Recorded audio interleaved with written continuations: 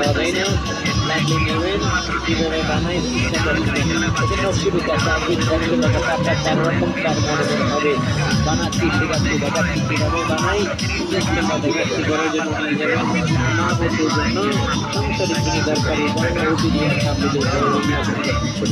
একটু সাইড করে বেশি একসাথে 2 প্যাকেট দেবেন 100 টাকা পাবেন। ধরুন বাড়িকে দেখেন আপনাকে কীভাবে বানাবে সিস্টেমটা দেখাচ্ছি বানাচ্ছি।